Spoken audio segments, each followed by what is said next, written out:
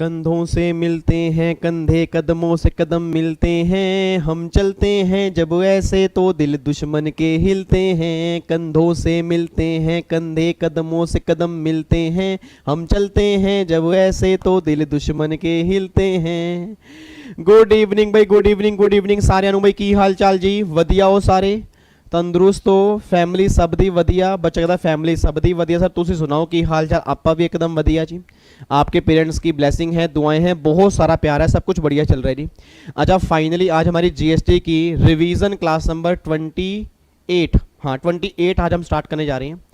29 अभी थोड़ी देर के बाद हम डिस्कस करेंगे, फिर 30 और 31 बस 2 क्लास बचेंगी। तो मैंने कल भी कहा था कि फ्राइडे को हमारा जीएसटी खत्म हो जाएगा जी, मतलब कल हमारा जीएसटी खत्म हो जाएगा मेनली, क्योंकि हाँ कल हमारा जीएसटी खत्म हो जाएगा। कल आपके 2 लेक्चर होंगे, 7:30 बजे आपका प्रीमियर चलेगा जी, और फिर रात को 10 बजे हम लाइव आएंगे। तो कल हमें प्लेस ऑफ सप्लाई वाला चैप्टर कंप्लीट करना है। आज रात को 10 बजे हम 2 चैप्टर रिवाइज करेंगे, एक तो इंस्पेक्शन वाला चैप्टर हो गया और एक डिमांड एंड रिकवरी वाला हो गया। अभी भी हमें 2 चैप्टर रिवाइज करने हैं, एक तो रिफंड अंडर जीएसटी और एक जीएसटी कंपनसेशन एक्ट। तो जो भी आपके छोटे मोटे चैप्टर हैं अब वो हमारे बैलेंस बचे हैं। ऑलमोस्ट आपके बड़े बड़े चैप्टर सारे कंप्लीट हो चुके हैं। उम्मीद करूंगा आपको जीएसटी पढ़ने के अंदर मजा आया होगा जी, ठीक है। हाँ मतलब मुझे इतना तो लग रहा है कि जो 18 घंटे के अंदर हमने जीएसटी किया उसे काफ़ी डिटेल में हमने किया। यहाँ पे क्वेश्चन भी हमने ज़्यादा प्रैक्टिस की हैं, एमसीक्यूज भी काफ़ी सारे चैप्टर के किए हैं। बाकी जिन चैप्टर के एमसीक्यूज बैलेंस हैं टेंशन मत लेना सर, हर चैप्टर के मैं क्वेश्चन कराऊंगा जी। और जो प्रोफेशनल वाले मेरी फैमिली के बच्चे हैं, ठीक है जी, अब जब हमारे 30 लेक्चर खत्म हो जाएंगे, 31 लेक्चर खत्म हो जाएंगे, उसके बाद ये लगा लो 4 लेक्चर आपके और लगेंगे, तो 35 लेक्चर प्रोफेशनल वाले बच्चों के होंगे और बाकी सब बच्चों को 31 लेक्चर में पूरा जीएसटी कंप्लीट हो जाएगा जी, ठीक है। अच्छा एक दो बच्चे का ना कल मेरे पास डाउट आया था कि सर एक चैप्टर हमारा और बचा हुआ है, वो है मतलब वो इनवॉइस वाला, कि जीएसटी में इनवॉइस की टाइम लिमिट क्या होती है, वो आपने शायद रिवाइज नहीं करवाया। वैसे मैंने इनवॉइस का चैप्टर आपको करवा दिया है। आपको मैं याद करवाता हूँ टाइम ऑफ सप्लाई वाले चैप्टर में। याद करो टाइम ऑफ सप्लाई वाले चैप्टर के अंदर मैंने बताया था कि सर्विस वाले केस में इनवॉइस इशू करने की टाइम लिमिट क्या होती है, गुड्स वाले केस में इनवॉइस इशू करने की टाइम लिमिट क्या होती है। बट हाँ 2-3 पॉइंट और हैं कि अगर कोई कॉन्टिन्यूस सप्लाई सर्विस होगी उस केस में क्या होगा जी, ठीक है। अगर goods Saint on approval base होगा उस केस में क्या होगा, ठीक है। अगर वैल्यू आपकी 200 रुपये से कम होगी तो वहाँ पे बताऊंगा कि उस केस में इनवॉइस इशू करना मैंडेटरी नहीं होता। तो छोटी मोटी बातें हैं, ऐसा करेंगे जब कल प्लेस ऑफ सप्लाई की हमारी क्लास नंबर 31 होगी ना, उसमें वो छोटे मोटे पॉइंट डिस्कस कर लेंगे, ठीक है। तो मतलब कल 31वीं क्लास हमारी चाहे थोड़ी सी लंबी हो जाए बट टॉपिक हम सारे कल कंप्लीट कर लेंगे जी, ठीक है, ताकि आपको सेल्फ स्टडी का टाइम मिले।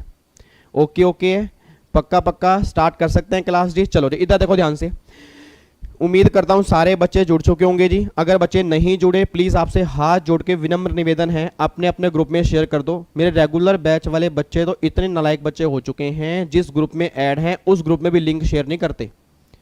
मैं क्लास खत्म होने के बाद देखता हूँ सिंगल बच्चे ने ग्रुप नहीं शेयर, कम से कम 7-8 ग्रुप आपके बने हुए हैं नालायकों, और हर ग्रुप में अलग अलग बच्चे, कम से कम उसमें तो शेयर कर दिया करो। कई बच्चे सोचते हैं सर हम पढ़ रहे हैं ना, दूसरा क्यों पढ़ेगा, छोड़ो ना उनकी बातें, हमारी बातें क्या करो, अब वो अपने आप आ जाएगा, उसको तो पता तो होगा ही ना। ये बात नहीं होती सर।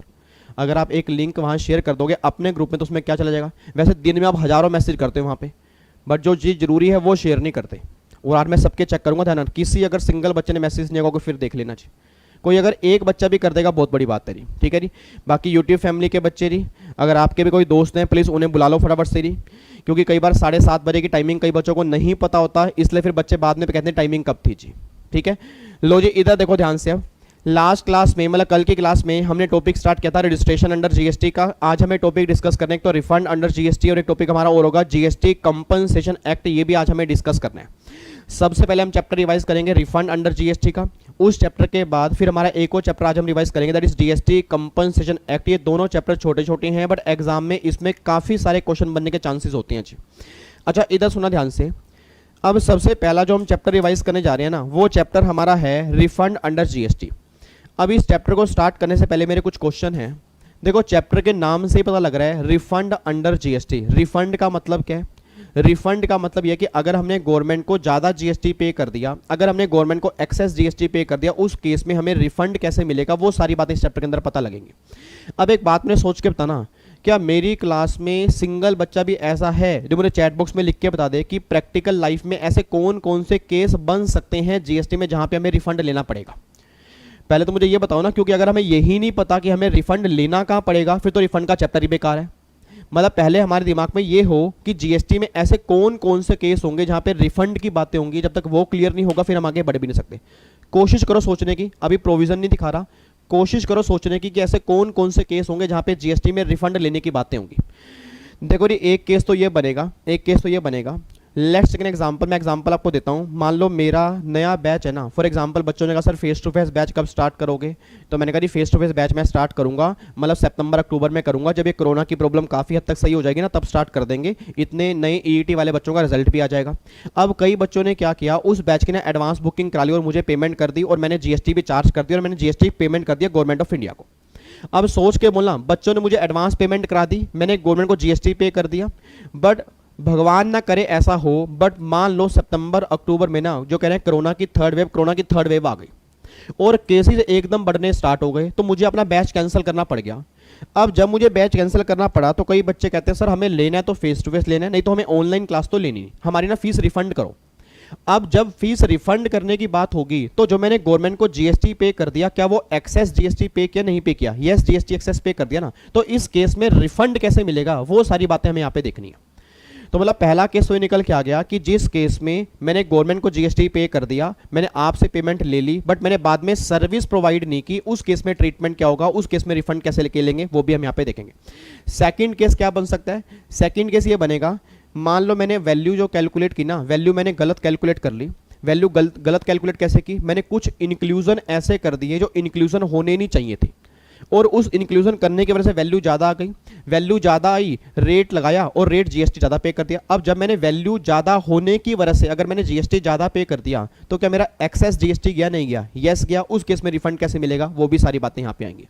अब एक बच्चा कहता है सर ऐसा भी तो हो सकता है, मान लो वैल्यू आपने सही लगाई हो, रेट आपने ज़्यादा लगा दिया हो और उस केस में अगर आपने गवर्नमेंट को जीएसटी ज़्यादा पे कर दिया उस केस में रिफंड मिलेगा, आंसर इज यस मिलेगा। और भी कई केस हो सकते हैं सर, और इतने आपको मैं एग्जांपल देता हूं, जीरो रेटेड सप्लाई, याद करो आपको मैंने पहले भी कहा था, फॉर एग्जांपल मैंने कोई सामान परचेज किया, उस सामान पर मैंने जीएसटी पे किया और उस सामान को मैंने फर्दर एक्सपोर्ट कर दिया। आप सब जानते हो एक्सपोर्ट करने पर नॉर्मली जीएसटी एप्लीकेबल नहीं होता। अब जब आगे जीएसटी नहीं है, पीछे जो मैंने आईटीसी क्लेम किया उसका मुझे क्या मिलेगा, रिफंड मिलेगा। रिफंड कैसे मिलेगा वो भी हम यहाँ पे चेक करेंगे। फिर और केस कौन से बनेंगे, याद करो सर, आपको मैंने पेमेंट वाले चैप्टर के अंदर कहा था कि जीएसटी पोर्टल पे 3 बुक्स ऑफ अकाउंट्स मेंटेन होते हैं, electronic liability ledger, electronic credit ledger, electronic cash ledger. अब मान लो क्रेडिट लेजर में मेरा कुछ बैलेंस बचा हुआ है और मैंने बिजनेस बंद कर दिया, कैश लेजर में कुछ मेरा बैलेंस बचा हुआ है, मैंने बिजनेस बंद कर दिया। अब जो बैलेंस मेरा क्रेडिट लेजर के अंदर बचा हुआ है, जो बैलेंस मेरा कैश लेजर के अंदर बैलेंस बचा हुआ है, अगर मुझे उसका रिफंड क्लेम करना है तो उसका मैं रिफंड कैसे क्लेम करूंगा, वो भी सारी बातें आपके यहाँ पे निकल के आएंगी। या ऐसा भी तो हो सकता है, मान लो जब मैंने सामान परचेज किया था मैंने 18% जीएसटी पे किया और जब मैंने आगे फर्दर सप्लाई की है उस पे 5% जीएसटी है। अब जब मैंने 18% जीएसटी पे किया, आगे 5% है, तो जो बैलेंस 13% बच गया उसका मैं रिफंड कैसे क्लेम करूंगा, वो सारी बातें भी आपके यहाँ पे निकल के आएंगी। तो मतलब कहना ये चाह रहा हूँ कि काफ़ी सारे केसेस बन सकते हैं जहाँ पर गवर्नमेंट से मुझे रिफंड लेना बन सकता है, ठीक है ना। तो जितने बच्चे मेरी फैमिली के सामने बैठे हैं, पहले अपने दिमाग में ये क्लियर करके चलो कि जो हम चैप्टर पढ़ने जा रहे हैं वो चैप्टर हमारे किस काम आएगा, ठीक है। तो पहली बात तो ये कि हमें ये पता हो कि जो हम रिफंड वाला चैप्टर पढ़ने जा रहे हैं कि ऐसे कौन कौन से केस होंगे जहां पर मेरा रिफंड बनता होगा, ठीक है। और ये सारी बातें आपके, अगर मैं एक्ट की बात करूंगा, सेक्शन 54 में कवर होते हैं सर। सेक्शन 54 के काफ़ी सारे सब सेक्शन हैं। अब मैं उन सब सेक्शंस की बात नहीं कर रहा, क्योंकि अभी हमें करनी है रिवीजन। तो आपके दिमाग में ये बातें होनी चाहिए कि कहाँ से रिफंड बनता है, किस केस में रिफंड बनता है, एप्लीकेशन कैसे जाती है, कैसे रिफंड मुझे मिलता है, कौन से अकाउंट में रिफंड जाता है, किस केस में इंटरेस्ट मिलेगा और किस केस में इंटरेस्ट रेट एप्लीकेबल होंगे, वो सारी बातें आपको देखनी है जी, ठीक है जी। और स्टार्ट करते हैं। लो जी, सबसे पहले यहाँ पे चेक करो। अब अगर मैं रिफंड अंडर जीएसटी की बात करता हूँ, सबसे पहले हमें देखते हैं कि किन किन केस में हमें रिफंड अलाउड हो सकता है। एक बार चेक करो पहला जी, क्वेश्चन नंबर 1 ये निकल के आ रहा है कि what are the cases where refund are allowed, मतलब किन किन केस में रिफंड अलाउड होगा जी। पहला केस निकल के आ रहा है, in the case where excess GST has been paid erroneously, मतलब अगर आपने गलती से गवर्नमेंट को ज़्यादा जीएसटी पे कर दिया उस केस में आपको रिफंड मिलेगा जी। अब ज़्यादा जीएसटी कैसे पे कर दोगे, एग्जांपल मैंने कई सारे दिए। मान लो आपने वैल्यू गलत निकाल दी, आपने रेट गलत ले लिया, आपने जीएसटी लेकर आगे सर्विस ही नहीं दी, उस केस में एक्सेस जीएसटी पे कर दिया। मान लो कोई सर्विस एग्जम्प्ट थी, वो सर्विस आपने टैक्सेबल कर दी, उस केस में एक्सेस जीएसटी पे कर दिया। तो मतलब एक्सेस पेमेंट के कई सारे तरीके हो सकते हैं। बट आपने जानबूझ के नहीं, गवर्नमेंट कह रही है अगर गलती से ज़्यादा जीएसटी पे कर दिया उस केस में तुम रिफंड क्लेम कर लोगे, बस ये बात ध्यान दो, ठीक है। उसके बाद एक और, अगर कोई सप्लाई जीरो रेटेड सप्लाई है made without payment of tax, मतलब आपने एक्सपोर्ट किया, एक्सपोर्ट पे कोई भी टैक्स पे नहीं किया, बट पहले जो आपने जीएसटी पे किया होगा उसका जो आपने आईटीसी क्लेम किया होगा उस पर क्या क्लेम करोगे, रिफंड क्लेम करोगे, वो भी आपका यहाँ पे कवर होगा। अगर आपने एसईजेड को सप्लाई की है, याद करो आपको मैंने पहले भी कहा था, अगर आप एसईजेड में सप्लाई करते हो उसको भी जीरो रेटेड सप्लाई में कवर करते हैं, तो जो भी आपने उस पर जीएसटी पे किया होगा उसका जो भी आपने आईटीसी क्लेम किया होगा वो भी क्या क्लेम करोगे, रिफंड क्लेम करोगे। उसके बाद जी, the registered dealer has regarded taxability of particular supply as inter state supply instead if intra state supply or vice versa. इसका मतलब क्या निकल के आ रहा है कि आपने इंट्रा स्टेट सप्लाई को इंटर स्टेट सप्लाई मान लिया, इंटर स्टेट सप्लाई को इंट्रा स्टेट सप्लाई मान लिया। अब सोच के बोला, अगर इंट्रा को इंटर माना या इंटर को इंट्रा माना, आपने गलत गवर्नमेंट को पेमेंट कर दी। अब अगर आपने पेमेंट ही गलत कर दी तो उनसे रिफंड लेकर सही पेमेंट करनी पड़ेगी गवर्नमेंट ऑफ इंडिया को, तो रिफंड लेने का प्रोसेस क्या होगा वो भी यहाँ पे डिस्कस करेंगे। अगला पॉइंट फिर वही कह रहा है कि आपने इन case of registered person is selling goods at lower rate, मतलब आपने सामान बेचा कम रेट पे और आपने ज्यादा रेट से जीएसटी पे किया था, तो उस केस में आप कैसे रिफंड क्लेम करोगे, वो भी आपका यहाँ पे आएगा। अनयूटिलाइज बैलेंस इन ई कैश लेजर और ई क्रेडिट लेजर, जो ई क्रेडिट लेजर में अनयूटिलाइज बैलेंस होगा, जो ई कैश लेजर में अनयूटिलाइज बैलेंस होगा, उसका रिफंड कैसे क्लेम करोगे, वो भी आपका यहाँ पे आएगा। और जो आपके मल्टीलेटरल ऑर्गेनाइजेशन, मतलब यूएनओ, आपने कभी नाम सुना, यूएनओ हो गया, एम्बेसी हो गया, याद करो मैंने आपको रिटर्न के चैप्टर में कहा था कुछ लोगों को यूनिक आइडेंटिफिकेशन नंबर मिलता है, तो जिन लोगों को यूनिक आइडेंटिफिकेशन नंबर मिलता है वो रिफंड कैसे क्लेम करेंगे, वो सारी बातें भी आपकी यहाँ पे आएंगी। तो मैं सिंपल सी बात कह रहा हूँ सर, ये सारे केसेस ऐसे हैं जहाँ पे आप रिफंड क्लेम कर सकते हो। तो जहाँ जहाँ पे रिफंड क्लेम करोगे उस केस में रिफंड लेने का प्रोसेस क्या होगा, वो सारी बातें आज हम रिवाइज करने जा रहे हैं जी, ठीक है। एक बार दोबारा से, जितने बच्चे, मतलब 600-700 बच्चा मेरे सामने बैठा है जी, जितने बच्चे मेरे सामने बैठे हैं, मेरा हर बच्चे से क्वेश्चन है जी, मेरा हर बच्चे से क्वेश्चन है, हर बच्चा चैट बॉक्स में मैसेज कर करके दिखा देगा कि वाकई आपको सारे केस याद हो गए। एक बार दोबारा तो पहला केस कौन सा, क्योंकि आपके एग्जाम में कंफर्म क्वेश्चन बनेंगे जी। मैं दोबारा बोल रहा हूं, आपके एग्जाम में कंफर्म क्वेश्चन बनेगा कि बताओ इनमें से किस केस में रिफंड ले पाएगा। अगर याद होंगे तो आंसर दोगे, नहीं तो नहीं आंसर दोगे नहीं। बताओ जी पहला केस कौन सा होगा।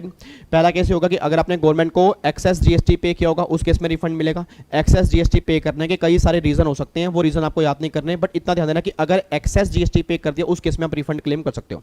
सेकंड मैंने क्या बोला कि अगर आपने एक्सपोर्ट किया होगा, एक्सपोर्ट पे कोई भी टैक्स पे नहीं किया होगा, उस केस में रिफंड क्लेम कर लोगे, जिसको बोलते हैं जीरो रेटेड सप्लाई। अगर आपने एसईजेड को सप्लाई किया क्यों, उस केस में रिफंड क्लेम कर लोगे। अगर इंट्रा स्टेट सप्लाई को इंटर स्टेट मान लिया, इंटर स्टेट सप्लाई को इंट्रा स्टेट मान लिया, उस केस में रिफंड क्लेम कर लोगे। अगर आपने परचेज पे ज्यादा टैक्स पे किया, सेल पे कम टैक्स पे किया, तो जो एक्सेस बचा होगा उसका रिफंड क्लेम कर लोगे। फिर unutilise balance of E cash ledger और ई क्रेडिट लेजर, उसका रिफंड क्लेम कर लोगे। और जो आपको यूएनओ वाले यूनिक आइडेंटिफिकेशन नंबर वाले होते हैं वो भी लोग जो है वो अपने रिफंड क्लेम कर सकते हैं। अब रिफंड क्लेम कैसे करेंगे वो बातें हमारी बैलेंस बची हैं, बट किन केस में रिफंड मिलेगा वो हमारी बातें यहां पे हो चुकी हैं जी। अब इधर सुना ध्यान से, अब ये बातें तो मुझे पता लग चुकी हैं भाई किन किन केस में मैं रिफंड क्लेम कर सकता हूं। अब अगर मान लो एग्जाम्पल के तौर पर मैं एग्जाम्पल देता हूं, मान लो आपके सामने सारे केस निकल के आ रहे हैं, आपके सामने सारे केस निकल के आ रहे हैं कि फॉर एग्जांपल मैंने गवर्नमेंट को एक्सेस जीएसटी पे कर दिया। एग्जांपल लेते हैं, मैंने गवर्नमेंट को एक्सेस जीएसटी पे कर दिया।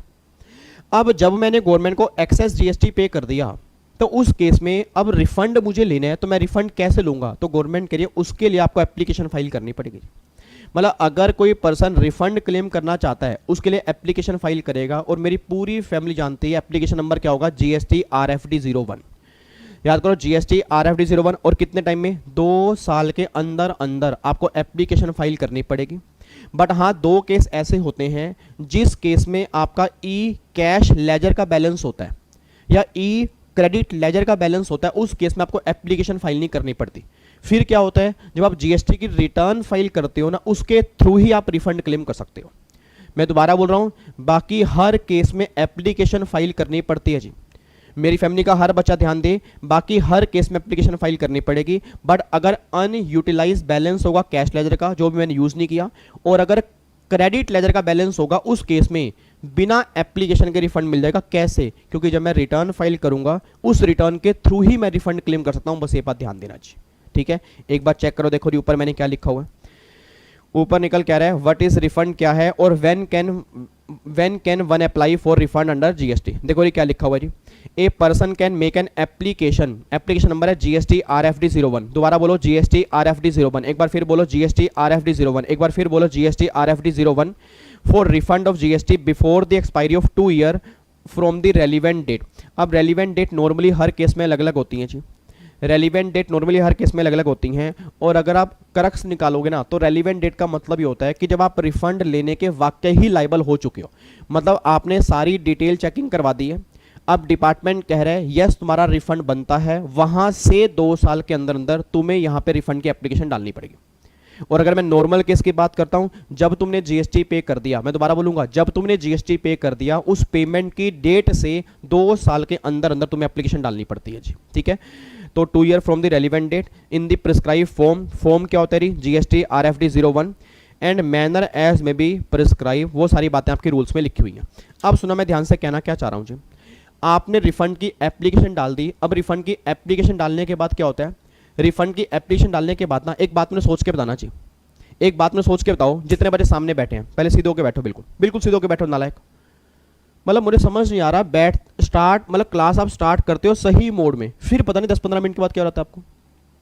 सर बिल्कुल सीधे होके बैठा करो, देखो मैं भी तो सीधे होके बैठा हूं ना, मैं भी आराम से बैठा हूं और लगातार बोलता जा रहा हूं, आपको तो सिर्फ सुनना है, ठीक है, और पार्टिसिपेट करना है। इधर देखना ध्यान से, मैं कहना क्या चाह रहा हूं, एक बात मुझे सोच के बताओ, जैसे मान लो मैं गवर्नमेंट हूं, आपका रिफंड बनता है, अब अगर मैं गवर्नमेंट हूं आपका रिफंड बनता है, लेट्स टेक एन एग्जांपल, आपने ना मान लो आपने ये एप्लीकेशन फाइल कर दी, मान लो आपने जीएसटी RFD 01 फाइल किया, एप्लीकेशन फाइल की कि मेरा रिफंड बनता है।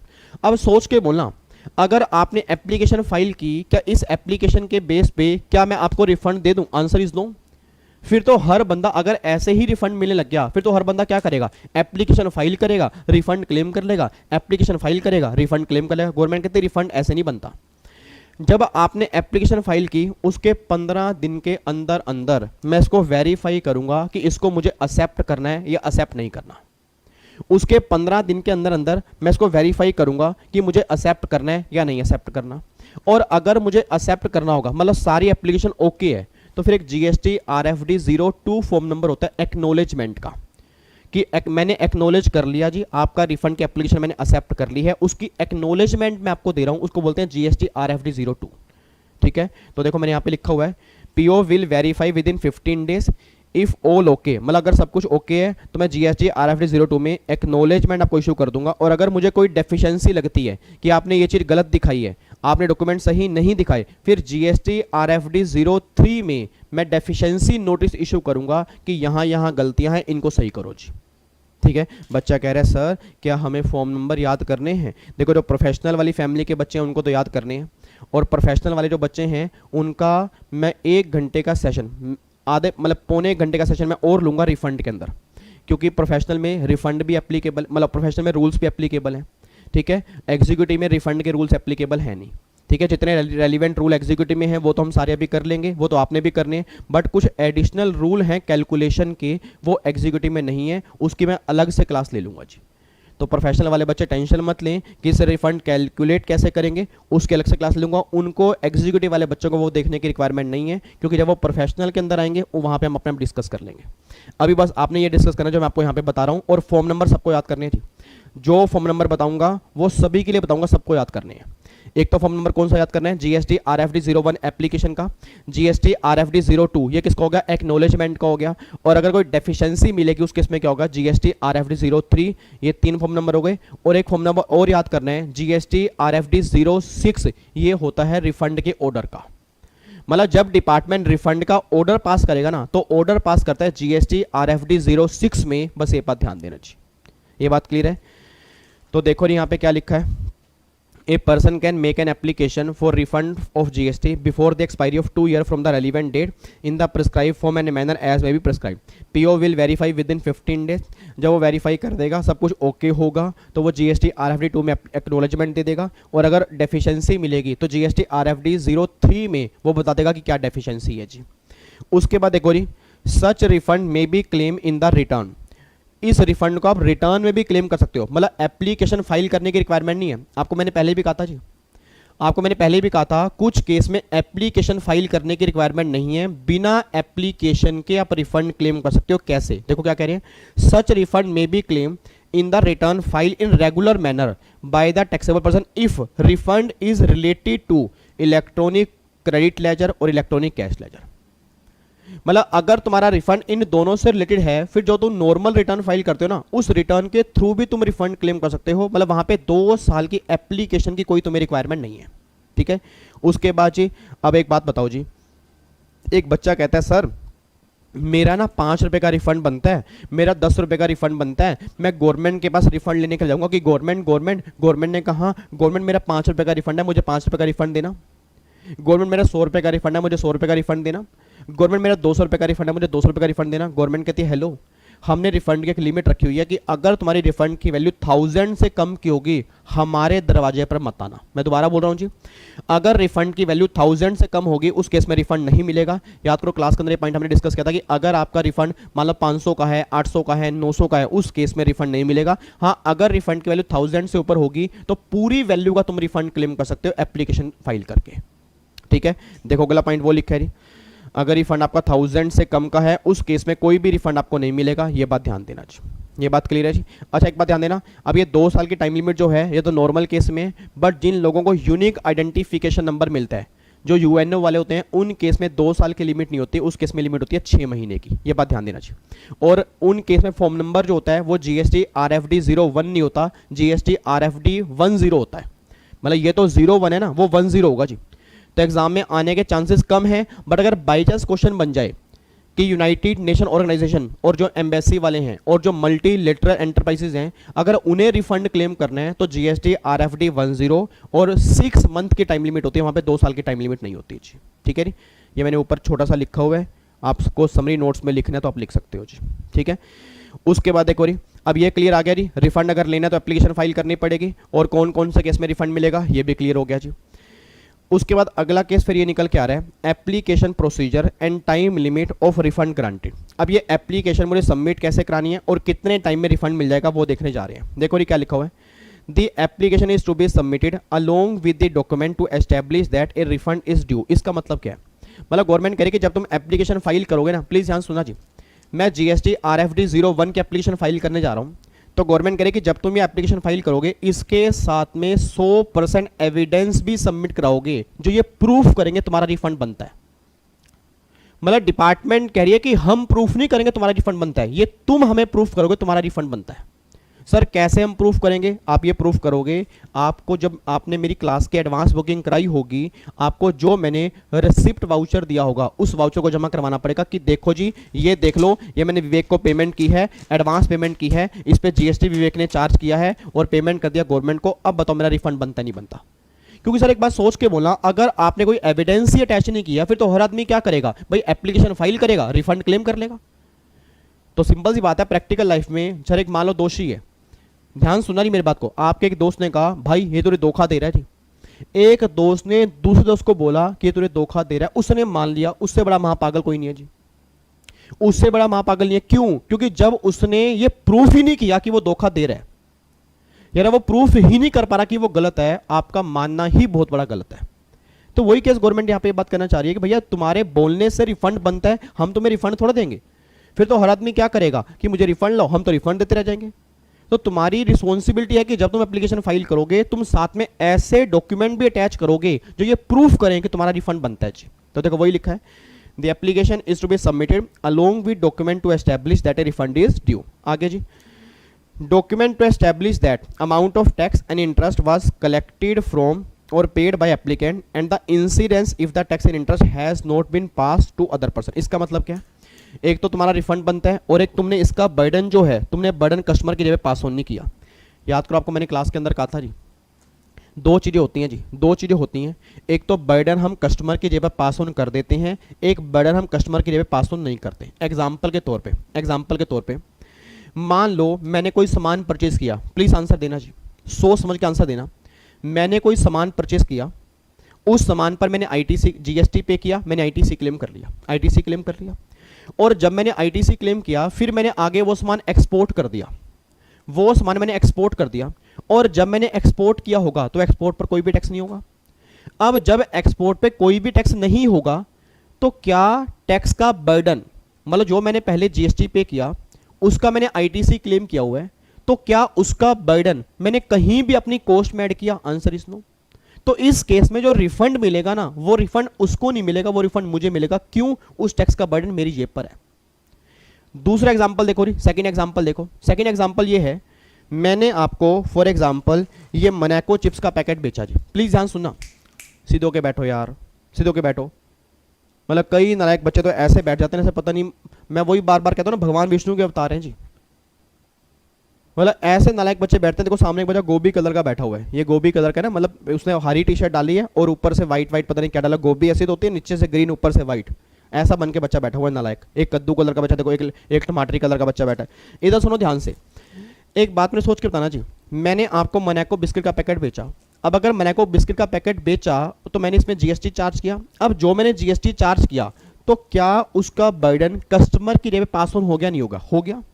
बाद में आपने कहा ये मोनाको बिस्किट का पैकेट ना, इस कितने रुपए का जी? मोनाको बिस्किट का पैकेट है, यहाँ पे इसका प्राइस लिखा होगा, ये पैकेट है कहाँ पे है, कहाँ पे है? मान लो यार ये पैकेट ना 20 रुपए का, मान लो पैकेट 20 रुपए का, मान लो पैकेट 20 रुपए का। अब 20 रुपए के ऊपर मैंने जीएसटी चार्ज किया, आपने मुझे जीएसटी पे कर दिया, आपने जीएसटी पे किया। अब जब आपने मुझे जीएसटी पे किया, आपने कहा ये पैकेट मुझे 10 रुपए का मिल रहा है, ये पैकेट सेम पैकेट मुझे 10 रुपए का मिल रहा है, मुझे 10 रुपए वापिस करो। अब जो 10 रुपए आपको मैं वापिस करूंगा उस पर जीएसटी में पे कर चुका गवर्नमेंट ऑफ इंडिया को। सोच समझ के बोला, उस पर जीएसटी पे कर चुका गवर्नमेंट ऑफ इंडिया को। तो क्या जो उस 10 रुपए के ऊपर एक्सेस जीएसटी पे किया, क्या उसका रिफंड लेना मेरा बनता है या आपका बनता है? मेरे को ये बता दो बस। जब मैंने 20 रुपए का पैकेट बेचा था मेरे बच्चे, उस 20 रुपए पर जीएसटी किसने पे किया था? उसका बर्डन किसकी जेब पर आया? मेरी पर या आप पर? आप पर आया था। अब जब 10 रुपए मैं आपको वापस करने जा रहा हूं, उस 10 रुपए का जो जीएसटी मैंने एक्सेस पे कर दिया, तो क्या उसका रिफंड मेरा लेना बनता है या उसका रिफंड आपका लेना बनता है? आपका लेना बनता है ना। अब बच्चा कहता है सर तो फिर क्या हमें रिफंड मिलेगा?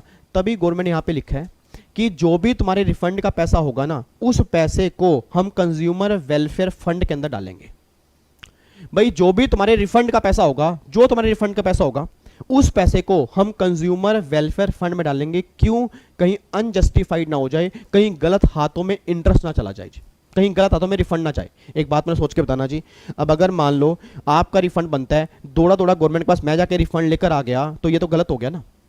तो गवर्नमेंट कह रही थी वैसे तो रिफंड का पैसा कंज्यूमर वेलफेयर फंड में जाएगा, बट कुछ केस में ये पैसा कंज्यूमर वेलफेयर फंड में नहीं जाएगा, ये पैसा उस एप्लीकेंट को मिलेगा जिसका रिफंड बनता है। अब वो कौन से केस होंगे अभी मैं आपको आगे दिखाऊंगा। तो पहली बात तो ये समझो जी, रिफंड आपको सिर्फ तब मिलेगा अगर आपने बर्डन आगे पास ऑन नहीं किया। क्योंकि अगर बर्डन आगे पास ऑन कर दिया तो फिर बर्डन कस्टमर की जेब पे है, तो फिर उसका पैसा कंज्यूमर वेलफेयर फंड में जाएगा, या फिर वो रिफंड की एप्लीकेशन डालेगा, तुम्हें रिफंड नहीं मिलेगा। तो मुझे रिफंड तभी मिलेगा अगर बर्डन मैंने आगे पास ऑन नहीं किया होगा, उसका बर्डन मेरी जेब पर ही होगा, तब मुझे रिफंड मिलेगा। तो देखो यहाँ पे वही पॉइंट लिखा है। उसके बाद जी, अगर रिफंड आपका 2 लाख से ऊपर का है तो उसको सीए और सीएम में सर्टिफाइड करेंगे तभी रिफंड मिल पाएगा, नहीं तो रिफंड नहीं मिल पाएगा। अब यहाँ पे ध्यान देना जी, देखो जी, after receipt of application proper officer is satisfied that the whole amount claim as refund is refundable, he may make an order 60 days from the date of application and amount so determined shall be credited to consumer welfare fund or applicant account as the case may be। क्या कहना चाह रहे हैं जी? वो कहना चाह रहे हैं कि जब डिपार्टमेंट आपकी एप्लीकेशन वेरीफाई करेगा, उसको लगेगा सब कुछ देखने के बाद कि आपका रिफंड बनता है, वो 60 दिन के अंदर अंदर रिफंड का ऑर्डर पास कर देगा जीएसटी RFD 06 के अंदर।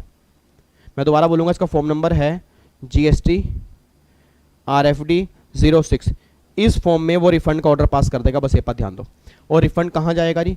या जाएगा कंज्यूमर वेलफेयर फंड में या उस एप्लीकेंट को मिलेगा जी। अब उस एप्लीकेंट को कब मिलेगा? देखो गवर्नमेंट ने क्या मिला, जो अनयूटिलाइज आईटीसी है, जो आपका अनयूटिलाइज आईटीसी बचा है ई क्रेडिट लेजर में और ई कैश लेजर में, वो तो पैसा आपका ही है ना सर। एक बात बताओ, अगर क्रेडिट लेजर के अंदर बैलेंस बचा है या कैश लेजर के अंदर बैलेंस बचा है, वो तो पैसा मेरा ही है, उसका रिफंड मैं क्लेम कर सकता हूँ। उसके बाद जी, tax paid but no supply, मतलब मैंने गवर्नमेंट को जीएसटी पे कर दिया बट मैंने आगे सप्लाई नहीं की। ऑब्वियस सी बात है, मैंने इनवॉइस ना इशू किया, क्योंकि अगर मैंने इनवॉइस इशू कर दिया तो फिर तो उसका बर्डन आपकी जेब पे चला गया। इतनी बात ध्यान देना जी। मान लो मैंने आपसे एडवांस पेमेंट ली और मैंने इनवॉइस इशू नहीं किया आपको, और मैंने अपनी जेब से जीएसटी पे कर दिया। अब जब मैंने इनवॉइस ही आपको इशू नहीं किया तो गवर्नमेंट कह रही कि जब तक तो इनवॉइस इशू नहीं करेगा ना तब तक ये एज्यूम करेंगे कि उस टैक्स का बर्डन कस्टमर की जेब पर नहीं आया, क्योंकि सर टैक्स इनवॉइस ही एक ऐसा प्रूफ होता है जिसके बेस पर आप ये बोल सकते हो कि देखो मैंने जीएसटी पे किया है। और जब आपके पास टैक्स इनवॉइस ही नहीं है तो आप कह ही नहीं सकते कि आपने जीएसटी पे किया ना। तो गवर्नमेंट ने क्या बोला, उस केस में अगर तूने टैक्स पे कर दिया बट आगे तूने सप्लाई नहीं की, उस केस में तो रिफंड क्लेम कर सकते हैं प्रोवाइडेड तूने टैक्स इनवॉइस ना इशू किया हो। उसके बाद जी अगर मैंने इंट्रा स्टेट सप्लाई को इंटर स्टेट सप्लाई मान लिया, इंटर स्टेट सप्लाई को इंट्रा स्टेट सप्लाई मान लिया, मतलब मैंने गलत क्लासिफिकेशन कर दी, उस केस में तो रिफंड क्लेम कर सकता है। और एक्सपोर्ट वाले केस में भी तो रिफंड क्लेम कर सकता है। तो ये बात ध्यान देना, इन केस में पैसा एप्लीकेंट के अकाउंट में जाएगा और बाकी सब केस में पैसा कंज्यूमर वेलफेयर फंड के अंदर आएगा जी। मुझे फटाफट से चैट बॉक्स में लिख के बताओ जी, जल्दी चैट बॉक्स में लिख के बताओ जी। मुझे ये बताओ पहले तो एक बार स्टार्टिंग से, सारे बच्चे अलर्ट होकर बताओ जी एक बार स्टार्टिंग से, मुझे किन किन केस में रिफंड मिल सकता है जी। पहले बताओ मुझे किन किन केस में रिफंड मिल सकता है, ये बताओ जी चैट बॉक्स के अंदर।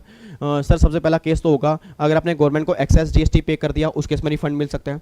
अगर सप्लाई को आप मतलब अगर गुड्स को आप एक्सपोर्ट करोगे उस केस में रिफंड मिलेगा।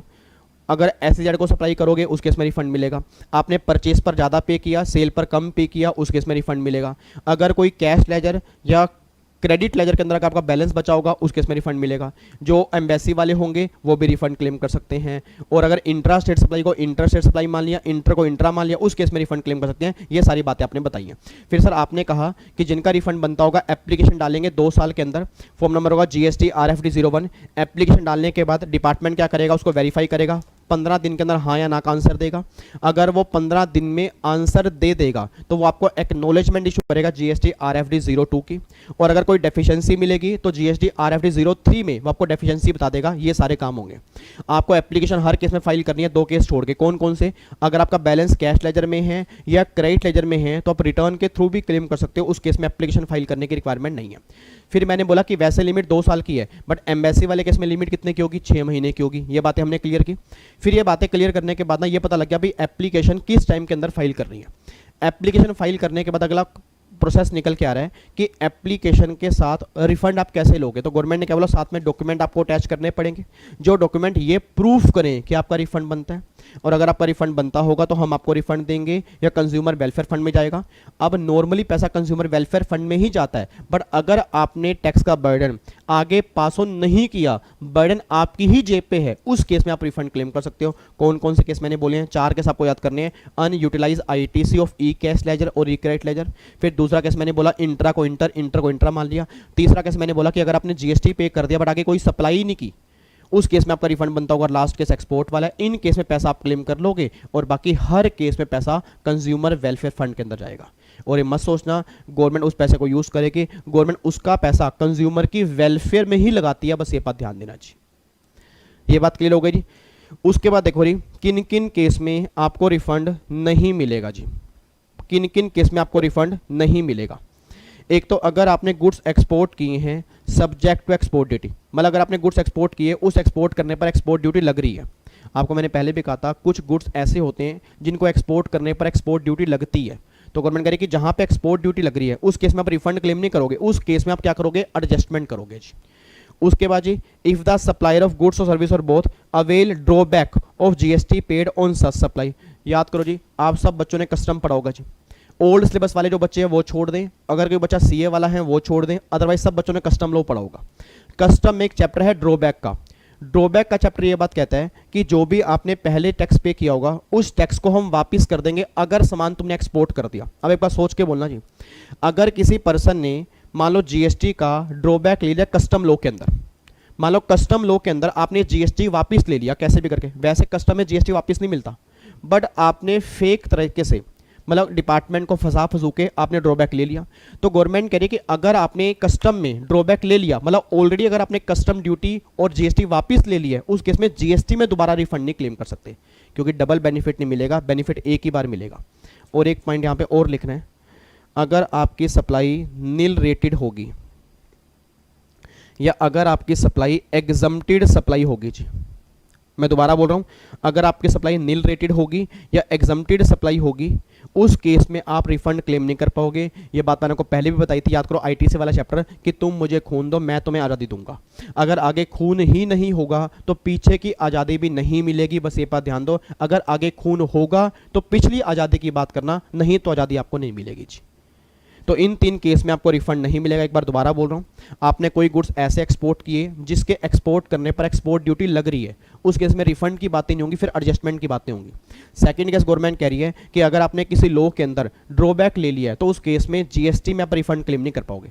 तीसरा गवर्नमेंट कह रही है कि अगर नील रेटेड सप्लाई है या एग्जम्प्टेड सप्लाई है, उस केस में रिफंड क्लेम नहीं कर पाओगे। रीजन बिंग, जब आगे खून ही नहीं है तो पीछे की आज़ादी भी नहीं मिलेगी, बस ये बात ध्यान दो जी। ठीक है जी। उसके बाद जी अगर रिफंड में डिले कर दिया तो क्या होगा जी? अब मुझे फटाफट से बताओ जी, अगर रिफंड में डिले हो गया तो इंटरेस्ट एप्लीकेबल होगा? याद करो, आपको मैंने कहा था कि आपका रिफंड 60 दिन के अंदर आता है जी। आपका रिफंड ऑर्डर पास होगा 60 दिन के अंदर। अगर आपको 60 दिन के अंदर अंदर रिफंड नहीं मिला जी, मैं दोबारा बोलूंगा, अगर आपको 60 दिन के अंदर अंदर रिफंड नहीं मिला तो 6% पर एनम इंटरेस्ट लग जाएगा जी। मैं दोबारा बोलूं, अगर आपको 60 दिन में रिफंड नहीं मिला तो गवर्नमेंट आपको इंटरेस्ट पे करेगी 6% पर एनम से। ठीक है जी। और दूसरा सुना, अगर केस चला गया अपील में, अगर मेरा केस अपील में चला गया और अपील वालों ने कह दिया कि आपका रिफंड बनता है, फिर इंटरेस्ट डिपार्टमेंट 6% नहीं फिर 9% पर एनम देगा। 2 रेट आपको याद करने हैं जी, आपको 2 रेट याद करने हैं। एक तो याद करना है 6%, एक याद करना है 9%।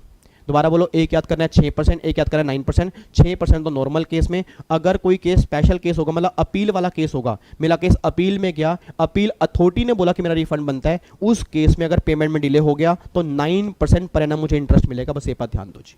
चेक करो एक बार यहाँ पे देखो जी, नॉर्मल केस में 6% है जी, और अगर आपका अपील वाला केस है उस केस में कितना हो गया जी? 9% पर एनम है। बस ये बात ध्यान दो। अच्छा, आप ध्यान सुनना जी। अब कमाल की बात देखो री, कमाल की बात देखो, लास्ट टू लास्ट क्लास में मैंने चैप्टर किया था पेमेंट ऑफ जीएसटी। क्या मेरी क्लास में सिंगल बच्चा भी ऐसा है जो ये बता दे अगर हमने जीएसटी की पेमेंट करने में डिले किया तो इंटरेस्ट कितना लगेगा? एक बार लिख के बताना चैट बॉक्स में जी, एक बार चैट बॉक्स में लिख के बताओ। जो डिसलाइक करने वाले बच्चे हैं वो भी क्लास तो देख ही रहे होंगे, वो नालायक बच्चे हैं, पता नहीं उनका दिल कैसे, इमोशन उनके, मेरे को लगता है इमोशन ही नहीं है बिल्कुल ही। मतलब एक होता है ना आदमी पत्थर का होता है, बस डिसलाइक ठोक दिया, हमारा क्या जा रहा है। पता नहीं पत्थर के इंसान कैसे रहते हैं, मेरे को समझ नहीं आता कि एक दिल में भावना होती है ना, चलो थोड़ी सी भावना होती है, नहीं यार भाई गलत चीज़ है भाई, अगर हमें क्लास देखनी नहीं है तो डिसलाइक क्यों करें, या अगर देखनी है तो फिर क्यों करें भाई? सिंपल सी बात है। चलो लाइक नहीं, कम से कम डिसलाइक तो नहीं बनता, बट क्या कहूँ मैं उनको। जितने बच्चे मेरे सामने बैठे हैं, जितने बच्चे मेरे सामने बैठे हैं, मेरे को हर बच्चा आंसर दे, अगर आप जीएसटी सही टाइम पर पे नहीं करते इंटरेस्ट किस रेट से देना पड़ता है जी? आंसर दो जी। अगर इंटरेस्ट आप सही टाइम पर, सॉरी, अगर आप जीएसटी सही टाइम पर पे नहीं करते, इंटरेस्ट का रेट क्या होता है? याद करो 18% पर एनम। मेरे बच्चे सेक्शन 50 पेमेंट वाले चैप्टर में, सेक्शन 50 पेमेंट वाले चैप्टर में, जहां पर मैंने कहा था कि अगर आप जीएसटी सही टाइम पर पे नहीं करते तो 18% पर एनम इंटरेस्ट आपको देना पड़ेगा। अब कमाल की बात देखो, अगर हमने दिक्कत की, अगर हमने डिले किया तो हम देंगे 18%। नहीं यार ये बात समझ में, अगर हमने डिले किया तो हम देंगे 18%, अगर गवर्नमेंट देने में डिले करेगी तो गवर्नमेंट पे करेगी 6% या 9%। तो अगर पेमेंट में डिले करूंगा तो 18%, अगर गवर्नमेंट डिले करेगी तो 6% या 9%, और अगर मैंने कोई आईटीसी में डिफॉल्ट किया तो फिर 18 नहीं है, फिर 24% है। ये बात ध्यान देना चाहिए। अगर मैंने पेमेंट में डिफॉल्ट किया फिर 18 है, अगर मैंने आईटीसी गलत यूज किया या गलत अवेल किया फिर गवर्नमेंट बख्शेगी नहीं, फिर 18 नहीं फिर 24% है। देखो यहां पे लिखा हुआ है, मैंने समरी दिया इंटरेस्ट की। अगर डिफॉल्ट इन पेमेंट है तो 18 है, default in payment of ITC, अगर कोई डिफॉल्ट आईटीसी में है तो फिर यहाँ पे 24% है जी। और अगर रिफंड की बात करूंगा तो 6% है, और अपील वाले की केस की बात करूंगा 9% है। रिफंड एप्लीकेशन जीएसटी आरएफडी 01 में, और फिर एक जीएसटी आरएफडी 06 फॉर्म नंबर भी याद कर लेना, ये रिफंड के ऑर्डर का है।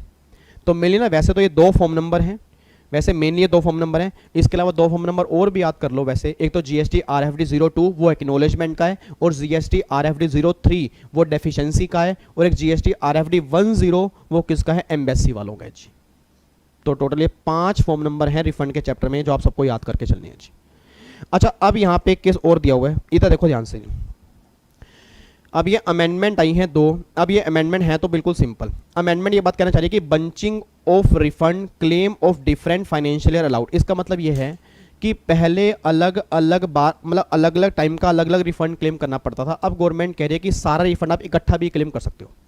मतलब अगर अलग अलग ईयर का रिफंड बनता है या अलग अलग एप्लीकेशन फाइल करनी पड़ती है तो गवर्नमेंट कहती है अब वो क्लेश खत्म है, अब तुम एक एप्लीकेशन के थ्रू भी सारा रिफंड क्लेम कर सकते हो। बट अब प्लीज ध्यान सुनना चाहिए, प्लीज ध्यान सुनना, याद करो आपको मैंने ना अभी आईटीसी वाला चैप्टर नहीं, आईटीसी वाला चैप्टर नहीं, मेरे ख्याल से वो चैप्टर हमारा कौन सा था, हाँ आईटीसी वाला चैप्टर था। आईटी वाले चैप्टर के अंदर मैंने कहा था, एक बात मुझे बताना चाहिए, आईटीसी लेने की वैसे टोटल कितनी कंडीशन होती है, टोटल मिला के मेरे ख्याल से 9 कंडीशन होती हैं। उस 9 कंडीशन में से ना एक कंडीशन ये थी, याद करो, कि सप्लायर को इनवॉइस अपलोड करने पड़ते हैं। बोलो हाँ या ना, मेरे को हाँ या ना बोलो, सप्लायर को इनवॉइस अपलोड करने पड़ते नहीं करने पड़ते? यस करने पड़ते हैं। अच्छा अगर सारे इनवॉइस अपलोड कर दिए फिर तो सारा आईटीसी क्लेम कर लूंगा, और अगर सारे इनवॉइस अपलोड नहीं किए उस केस में क्या होगा? मुझे आंसर दो। अगर 100 इनवॉइस हैं, आंसर देना चाहिए, अगर 100 इनवॉइस हैं, 100 में से 80 इनवॉइस अपलोड कर दिए और 20 इनवॉइस अपलोड नहीं किए, मुझे बताओ क्या करोगे आप? आंसर दो मुझे सर। अगर 80 इनवॉइस अपलोड कर दिए, 20 इनवॉइस अपलोड नहीं किए, उस केस में क्या करोगे? 80 इनवॉइस जो अपलोड किए उसका तो पूरा आईटीसी क्लेम कर लोगे, और जो 20 अपलोड नहीं किए उस केस में क्या करोगे? जितने इनवॉइस अपलोड किए उसके आईटीसी का, मतलब उस आईटीसी का कितने परसेंट जी? 5%, 5%, और जो एक्चुअल बनता होगा विच एवर इज लेस। अब गवर्नमेंट कह रही है भाई तू आईटीसी क्लेम कर लेगा 105%, तू आईटीसी 105% क्लेम कर लेगा, हमें कोई दिक्कत नहीं है। मतलब इधर देखो ध्यान से, नहीं यहां पे आप गलती ना करके आओ तो मैं आपको समझा रहा हूं। मान लो इधर देखना 100 इनवॉइस हैं, क्योंकि मुझे पता है ये एग्जाम में बनेगा और आप गलती करके आओगे। आंसर देना जी सारे बच्चे, सारे बच्चे आंसर देना जी, मैं क्वेश्चन पूछ रहा हूं। 100 इनवॉइस हैं, 100 इनवॉइस पे जीएसटी बनता है 4 लाख का, ठीक है जी। इसके 2 टुकड़े कर रहा हूं जी।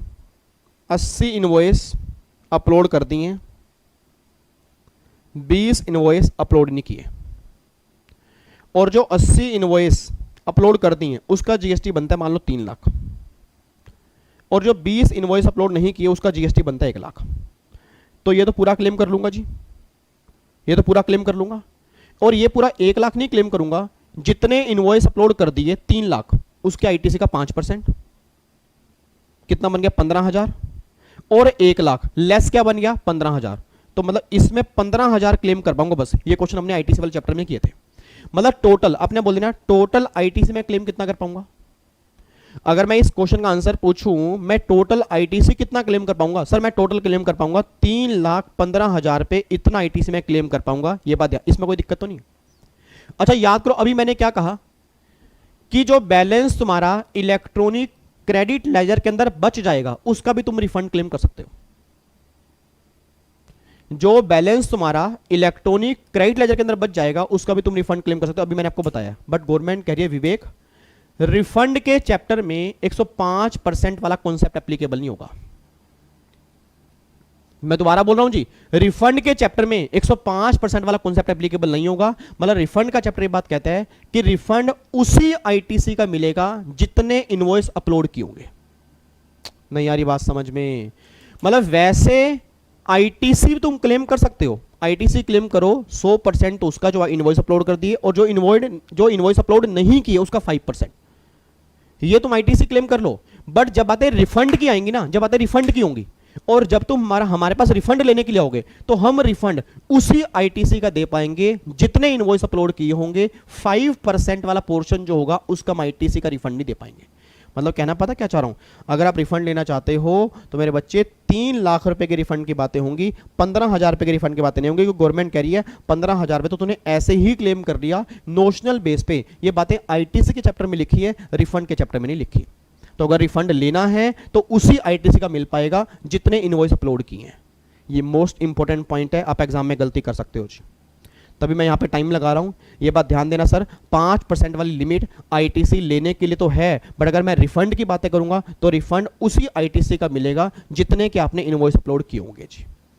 तो देखो जी, यहां पे आपको मैं दिखा देता हूं, मैंने क्या लिखा है, refund of ITC, no refund of ITC in respect of those invoice the detail of which are not available in GSTR 2A, मतलब जो अपलोड नहीं किए, the benefit of 105% as per rule 36(4) not to apply for refund, वो इसके अंदर apply नहीं होगी जी, ये बात ध्यान देना जी।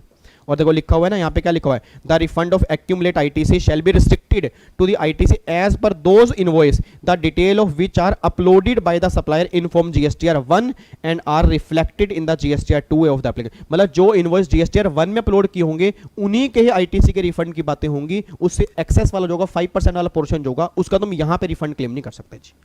तो ये मोस्ट इंपॉर्टेंट पॉइंट है जी, ये मोस्ट इंपॉर्टेंट पॉइंट है, ये बात ध्यान देना जी, ठीक है जी। आओ जी अब रिफंड के चैप्टर का लास्ट पॉइंट जी, रिफंड के चैप्टर का लास्ट पॉइंट ये है कि कुछ केस में आप प्रोविजनल रिफंड भी क्लेम कर सकते हो, सिर्फ एक केस में, एक्सपोर्ट वाले केस में जी। आप सब जानते हो गवर्नमेंट एक्सपोर्ट को बढ़ावा देना चाहती है, क्यों बढ़ाना चाहती है, क्योंकि एक्सपोर्ट से फॉरेन रिजर्व इंडिया में आएगा। अब एक बात सोच के बताओ, एक्सपोर्टर कहता है भाई साहब भाई 2 साल में एप्लीकेशन डालनी है, 6 महीने में 60 दिन में तुम रिफंड हमें दोगे, तो 60 दिन तो बहुत बड़ी बात होती है साहब।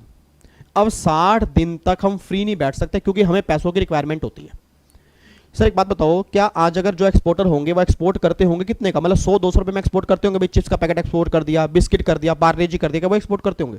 सर लाखों करोड़ों रुपए की वैल्यू होती है जो एक्सपोर्ट करनी होती है।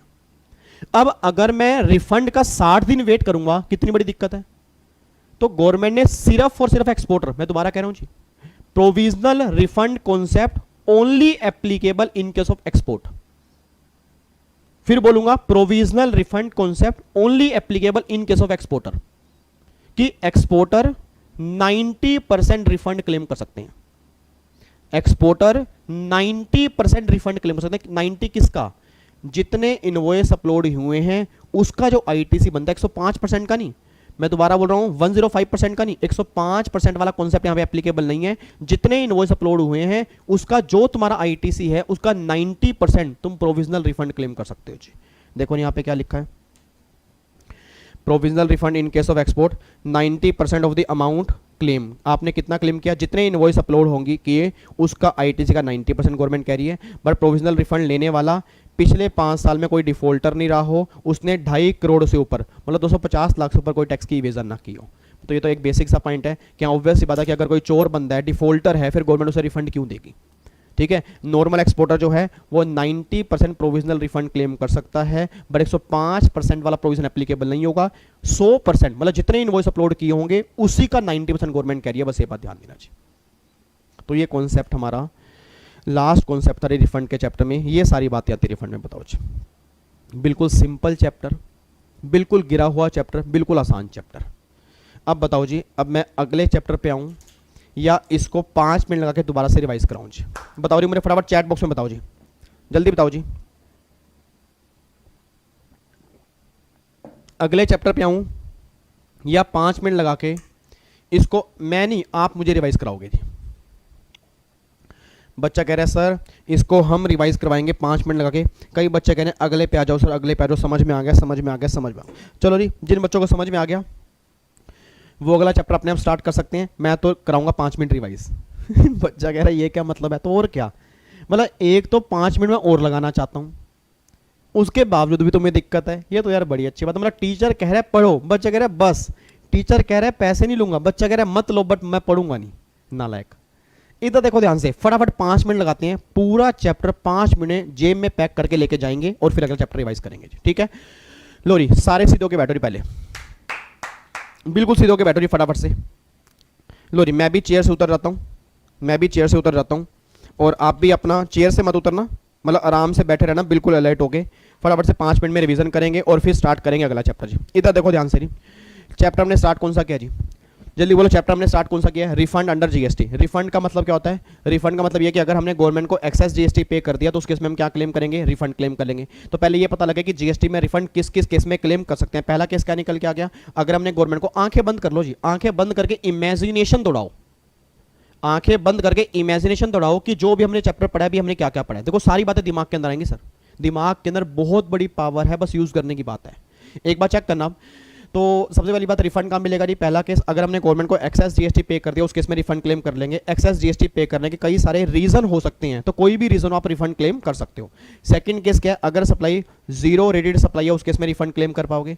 अगर आपने सप्लाई की एसईजेड को, उस केस में रिफंड क्लेम कर पाओगे। अगर इंट्रा स्टेट सप्लाई को इंटर स्टेट मान लिया, इंटर को इंट्रा मान लिया, उस केस में रिफंड क्लेम कर पाओगे। अगर मैंने परचेज पर ज़्यादा जीएसटी पे किया, परचेज पर ज़्यादा जीएसटी पे किया, सेल पर कम जीएसटी है, उस केस में एक्सेस जो होगा उसका रिफंड क्लेम कर पाओगे। फिर अगला केस निकल के आ रहा है कि अगर अनयूटिलाइज बैलेंस बचा है कैश लेजर में या क्रेडिट लेजर के अंदर, उसका रिफंड क्लेम कर पाओगे। और जो मल्टीलेटरल ऑर्गेनाइजेशन होती हैं, यूएनओ होती हैं, एम्बेसी होती हैं, उस केस में आप वो भी रिफंड क्लेम कर पाओगे। ये सारी बातें होती हैं जहां पे आप रिफंड क्लेम कर पाओगे। अब अगर मुझे रिफंड क्लेम करना तो मैं क्या करूंगा? सबसे पहले डिपार्टमेंट के पास एप्लीकेशन लेके जाऊंगा जीएसटी RFD 01 में। वो डिपार्टमेंट क्या करेगा? एप्लीकेशन वेरीफाई का 15 दिन के अंदर, 15 दिन में या तो यस करेगा या नो करेगा। अब अगर यस करेगा तो जीएसटी RFD 02 में एक्नॉलेजमेंट फाइल करेगा। अगर डेफिशिएंसी होगी तो जीएसटी RFD 03 में क्या करेगा? वो डेफिशिएंसी का नोटिस दे देगा। ये एप्लीकेशन मुझे फाइल करनी है 2 साल के अंदर अंदर। ध्यान रखना, 2 साल के अंदर मुझे एप्लीकेशन फाइल करनी है। बट जो यूएनओ होंगे, एम्बेसी वाले होंगे, वहां पे लिमिट कितनी होगी? 6 महीने की लिमिट होगी। बट 2 केस ऐसे होंगे जहां पे एप्लीकेशन फाइल ही नहीं करनी, रिटर्न के थ्रू भी रिफंड क्लेम कर सकता हूं। कौन सा? अगर बैलेंस आपका है, अगर रिफंड आपका बनता है ई कैश लेजर का या ई क्रेडिट लेजर का, उस केस में रिफंड बनता है तो आप रिटर्न के थ्रू भी क्लेम कर सकते हो। ये सारी बातें हो गई जी।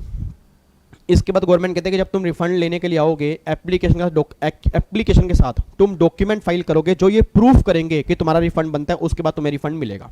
और रिफंड नॉर्मली किस अकाउंट में जाएगा? कंज्यूमर वेलफेयर फंड में। वो एप्लीकेंट के अकाउंट में भी जा सकता है। कब? अगर आपने बर्डन आगे पास ऑन नहीं किया, आपने अपने टैक्स पे कर दिया बट आगे आपने सप्लाई नहीं की है, एक्सपोर्ट वाले केस में। और अगर इंट्रा को इंट्रा बोलोगे, उस केस में आप रिफंड क्लेम कर पाओगे। नहीं तो ऑलमोस्ट सभी केस में कंज्यूमर वेलफेयर फंड के अंदर पैसा जाएगा। रिफंड का ऑर्डर कितने दिन के अंदर आएगा? 60 दिन के अंदर ऑर्डर पास कर देंगे जीएसटी RFD 06 में। अगर टाइम पे ऑर्डर पास नहीं हुआ, मतलब अगर रिफंड मिलने में डिले हुआ, तो 6% पर एनम इंटरेस्ट मिलेगा। अगर केस अपील वाला होगा तो 9% पर एनम इंटरेस्ट डिपार्टमेंट को आपको देना पड़ेगा। वैसे अगर हम पेमेंट में डिले करते हैं 18%, हम आईटीसी में डिफॉल्ट करते हैं 24%, अगर वो रिफंड देने में डिले करते हैं तो 6% और 9%। ये सारी बातें हमने की हैं। उसके बाद अगर बंचिंग ऑफ रिफंड की बात करूंगा, आप एक साथ आप रिफंड क्लेम कर सकते हो, बट आप रिफंड आईटीसी का उतना ही क्लेम कर पाओगे जितने आपने इनवॉइस अपलोड किए हैं। 105% वाला कॉन्सेप्ट इस केस में एप्लीकेबल नहीं होगा। और एक्सपोर्ट वाले केस में प्रोविजनल रिफंड भी एप्लीकेबल है, 90% तक वो रिफंड क्लेम कर सकते हैं। ये सारी बातें हमने की हैं जी। बताओ, ये रिफंड का चैप्टर है।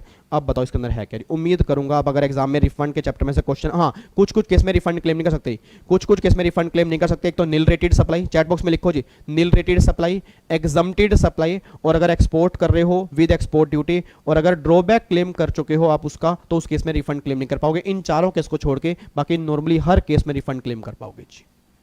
तो ये सारी बातें आपकी निकल के आती हैं जी।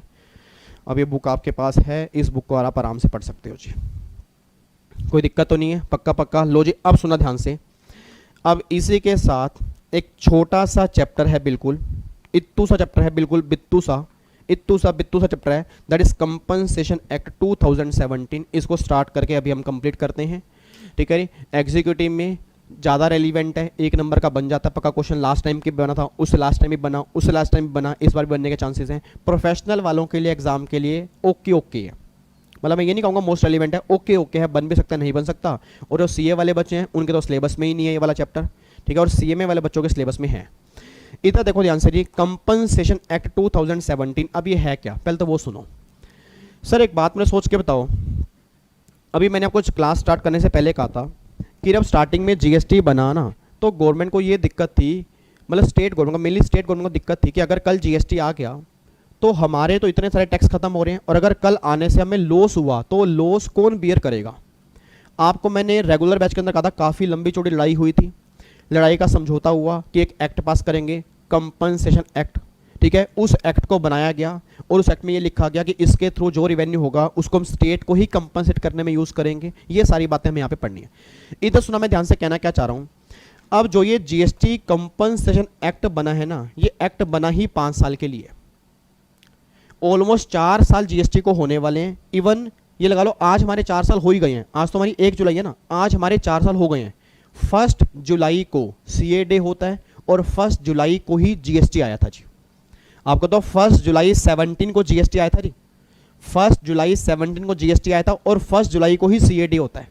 बच्चा कह रहा है आज तो फिर आपका दिन है, मेरा दिन क्या है सर, मेरे दिन आपके दिन है, आपके दिन मेरे दिन है, हम तो बराबर ही हैं, टेंशन मत लो जी, कोई सब सारे दिन अपने हैं यार, सारे दिन अपने हैं, ठीक है।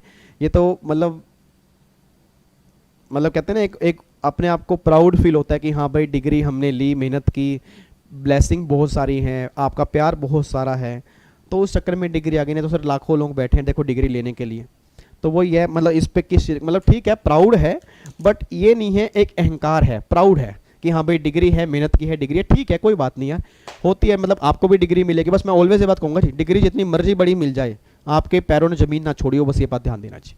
मैं कह रहा हूँ डिग्री कोई भी मिल जाए आपके पैरों ने जमीन ना छोड़ी हो, बस ऑलवेज ये बात ध्यान देना, आप लाइफ में बहुत आगे जाओगे जी, ठीक है। Thank you so much, thank you. बच्चे कह रहे हैं sir happy CA day, thank you so much मेरे बच्चे, मेरे नोनू, मेरे Sonu, happy CA day, happy CS day भी आप बनाओगे, जल्दी जल्दी सीएस बन जाओ और प्राउड फील कराओ पेरेंट्स को, बहुत अच्छा लगता है। देखो जब 2 वर्ड आपको मिल जाते हैं लाइफ बहुत चेंज हो जाती है सर, लाइफ बहुत चेंज हो जाती है। और सीए वाले बच्चों को भी जब 2 वर्ड मिलेंगे एक अलग ही फीलिंग होगी जी, मतलब जब ये 2 वर्ड मिलते हैं ना तो वाकई उस दिन फील होता है कि आज हमने कुछ किया है जी, ठीक है। चलो इधर वापस आ जाओ, जब इधर सुना ध्यान से, तो मैंने क्या बोला कि जब 1 जुलाई को जीएसटी बना तो उस टाइम 1 जुलाई 17 को, आज 4 साल हो चुके हैं, 17 से 21 हो चुके हैं ना, अब 1 साल बस और ये एक्ट है, 1 साल के बाद ऑटोमेटिकली खत्म हो जाएगा। अब उसके बाद गवर्नमेंट कौन सा टैक्स लेकर आएगी, क्योंकि सिगरेट पर काफ़ी बड़े बड़े सेस लगते हैं, टबैको पर सेस लगता है, गाड़ियों पर सेस लगता है, कंपनसेशन सेस लगता है। अब 5 साल के बाद क्या वो गाड़ियाँ सस्ती होंगी? गवर्नमेंट कहती है नहीं। अब 5 साल के बाद या तो इस एक्ट को एक्सटेंड किया जाएगा या कोई गवर्नमेंट दूसरा ही सेस लेकर आएगी, क्योंकि अभी सिगरेट, पान मसाला, टबैको पर अगर आपको बताओ 290% तक सेस है, 290% तक। तो उस टाइम में भी गवर्नमेंट कौन सा लेके आएगी अभी हमारा वो मैटर नहीं है, बट एग्जामिनेशन पर्पस के लिए हमें यही बातें ध्यान देनी है कि एक एक्ट बना हुआ है जिससे पैसा लेकर गवर्नमेंट क्या करती है, स्टेट गवर्नमेंट को कंपनसेट करती है जी। एक बार चेक करना, देखो यहाँ पे क्या है, आओ जी रीड करते हैं। It is a kind of tax, it is a kind of tax which will be collected over and above of the declared taxes by GST Council, that is CGST, SGST, UTGST। इसका मतलब क्या है, एक बात मैंने सोच के बताना चाहिए, क्या गवर्नमेंट ये बात कहना चाह रही है कि या तो सेस लगेगा या जीएसटी लगेगा? ये बताओ, क्या गवर्नमेंट ये बात कहना चाह रही है कि या तो जीएसटी लगेगा या सेस लगेगा? Answer is no. गवर्नमेंट कह रही है कि ये जो सेस है ना, ये जो टैक्स है, ये ओवर एंड अबव है, मतलब जीएसटी तो लगेगा ही लगेगा, साथ में ये सेस भी एप्लीकेबल होगा। जिन गुड्स पे जीएसटी लगेगा उन गुड्स पे सेस भी लग सकता है। हम ये नहीं कह रहे हर गुड्स पे लगेगा, मैं दोबारा बोल रहा हूं, हम ये नहीं कह रहे हर गुड्स पे लगेगा, बट जिन गुड्स पे भी ये लगेगा इट डजंट मीन कि वहां जीएसटी नहीं लगेगा। तो ये tax over and above, over and above का मतलब क्या होता है कि जो नॉर्मल टैक्सेस हैं उसके छोड़ के ये सेस भी एप्लीकेबल होगा। उसके बाद जी GST compensation cess impose under section 8 GST compensation act 2017 आएगा जी यहाँ पे, ठीक है जी। मतलब उस एक्ट का सेक्शन 8 है जहां से इंपोज हुआ है। It has to be charge on the luxury and sin item only, example car हो गया, सिगरेट हो गया, टबैको हो गया, पान मसाला हो गया, इस पे एप्लीकेबल होगा। मतलब ये मेनली किस पे लगता है, एडिक्टेड, जिसके आप एडिक्टेड हो जाती हो जी। आपने कई बार देखा होगा जो सिगरेट पीने वाले लोग होते हैं उनको एक नशा होता है जी। मैंने कई लोग देखे हैं सर, कई लोग देखे हैं, मैं बताना नहीं चाहता यूट्यूब के ऊपर, कई लोग मैंने देखे हैं सुबह उठते ही उनको उनके हाथ में बीड़ी चाहिए, सिगरेट चाहिए। उनसे बोलो क्यों, कह रहे बस चाहिए। आप समझ जाओ किस लिए चाहिए, नहीं आप समझ जाओ, हंसो मत, समझ जाओ किस लिए सुबह सुबह चाहिए। मैं रियलिटी बता रहा हूं सर, सुबह सुबह खाली पेट जब तक वो बीड़ी नहीं पियेंगे, जब तक वो सिगरेट नहीं पियेंगे, आप समझ जाओ बस फिर आगे। ये मैंने लोग देखे हैं सर, उनका एक अलग ही नशा है, एक अलग ही ना, एक दिमाग में अलग ही मिथ बन चुकी है कि ऐसा करने से ही ऐसा होता है ना। मतलब क्या पूरी दुनिया बीड़ी पी के ही, समझ जाओ फिर। मतलब बच्चा कह रहा है हद हो गई यार आप सर, मैं आपको रियलिटी बता रहा हूँ सर, आपको रियलिटी बता रहा हूँ क्योंकि मैंने बहुत सारे लोग देखे हैं, ठीक है। तो मतलब गवर्नमेंट कहना चाह रही है भैया बीड़ी पीने वाले को एक नशा है, सिगरेट पीने वाले को एक नशा है, पान मसाला ये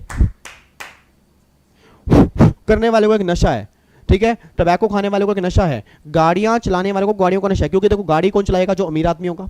lower class family, middle class family छोटी गाड़ी लेगी, बड़ी गाड़ियां बहुत लोग लेते हैं, उस पर भी गवर्नमेंट कह सेस एप्लीकेबल करेगी। तो मतलब ये सेस गवर्नमेंट एप्लीकेबल करिए लग्जरी और सीन आइटम पे, मतलब जो पता है कि ये लोग करेंगे ही करेंगे, तो भैया सेस पे करो। फिर आगे देखो जी, it would be impose for the next 5 year only, अगले 5 साल तक के लिए, मतलब 2021 तक के लिए। Therefore no cess will be levied.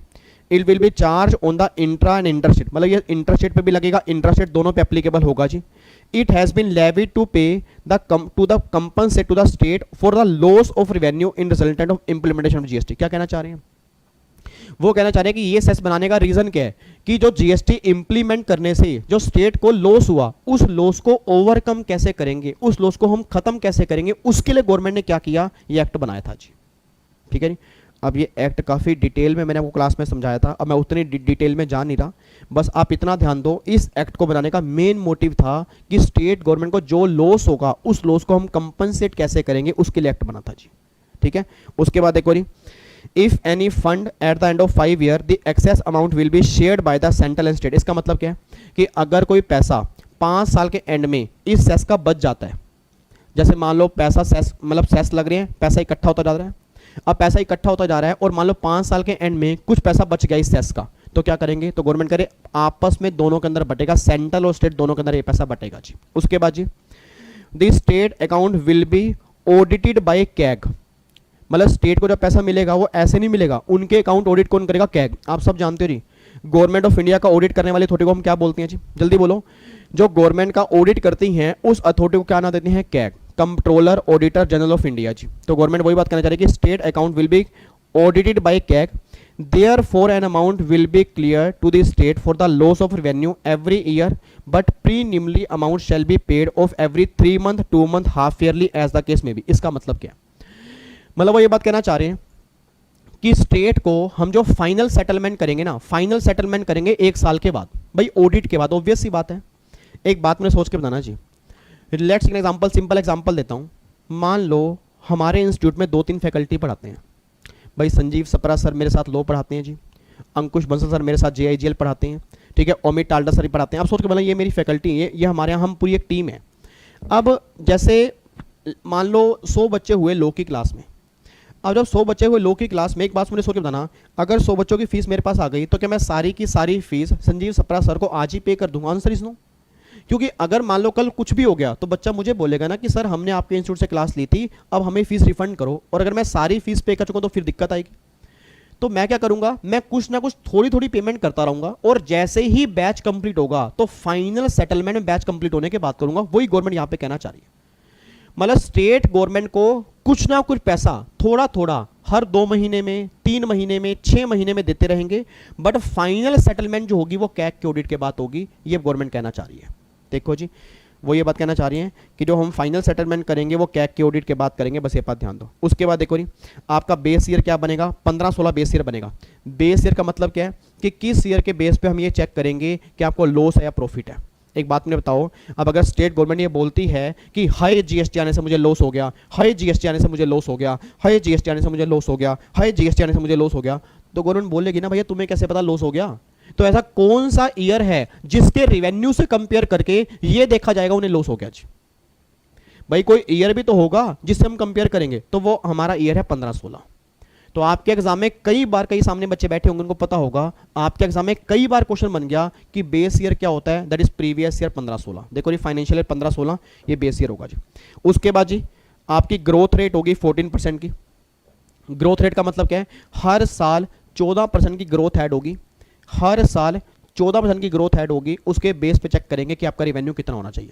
आपको मैंने एग्जांपल दिया हुआ है और ये आपके एग्जाम का ही क्वेश्चन है जी, आप चेक कर लो। पिछले एग्जाम में जो भी एग्जाम गए उसमें क्वेश्चन बना हुआ था। एक बात देखना, अगर बेस ईयर 15-16 है for a concern state, calculate as per the section 5 is 100 rupees, then the project revenue of financial year 2021 shall as follows. अब देखो जी, अगर 15-16 बेस ईयर है तो 15-16 है, 16-17, 17-18, 18-19, 19-20, 20-21, 5 साल हो गए, तो हर साल 14% की ग्रोथ ऐड होगी। तो देखो यहाँ पे क्या होगा, projected revenue for 2021 100, 1 + 14 divide by 100, यहाँ पे ऊपर 5 मैंने क्यों किया, क्योंकि 5 टाइम मल्टीप्लाई होगा ना।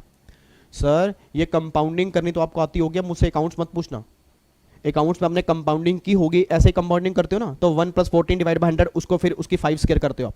तो वही गवर्नमेंट ने कह रही, अब होगा क्या, मान लो अभी रेवेन्यू 100 रुपये का है, अगले साल 114 रुपये का, फिर 114 का 14%, उसका 14%, उसका 14, इस तरह से करते हो ना, तो यही निकल के आ रहा है जी।